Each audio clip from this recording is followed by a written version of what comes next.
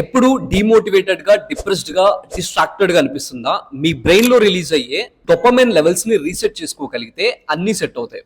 Dopamine అనేది మన brain లో రిలీజ్ అయ్యే ఒక కెమికల్. ఇది మనల్ని మోటివేటెడ్ గా, ఫోకస్డ్ గా అండ్ హ్యాపీగా ఉంచడానికి హెల్ప్ చేస్తుంది. లైఫ్ లో ఏ పని స్టార్ట్ చేయాలన్నా డోపమైన్ హిట్ అవ్వకపోతే ఆ పని మనం స్టార్ట్ కూడా చేయలేం. లైక్ ఎక్సర్సైజ్ చేయాలి, ఎక్సర్సైజ్ చేస్తే మజిల్స్ వస్తాయి, మనం బెటర్ గా ఉంటాం అనే thought hits dopamine. And business చేయాలి, బిజినెస్ చేస్తే మనీ వస్తాయి, గ్రోత్ వస్తుంది అనే బిలీఫ్ హిట్స్ డోపమైన్. సో ఇలా కాకుండా ఎప్పుడైతే షార్ట్ టర్మ్ ప్లెజర్స్ కి మనం అడిక్ట్ అవుతామో, లైక్ షుగరీ ఫుడ్స్ ఎక్కువ తీసుకుంటున్నా, జంక్ ఫుడ్ ఎక్కువ కన్జ్యూమ్ చేస్తున్నా, ఆర్ ఆల్కహాల్ కానీ సిగర్ కానీ తీసుకుంటున్నప్పుడు, ఫ్రీక్వెంట్ గా ఆన్లైన్ షాపింగ్ చేస్తున్నప్పుడు, అండ్ రీల్స్ స్క్రోల్ చేస్తున్నప్పుడు, లేట్ నైట్ నెట్ఫ్లిక్స్ లో సిరీస్ చూస్తున్నప్పుడు, అండ్ 18+ స్టఫ్ కన్జ్యూమ్ చేస్తున్నప్పుడు, వీటన్నిటిలో డోపమైన్ అనేది ఓవర్ గా స్టిమ్యులేట్ అవుతుంది.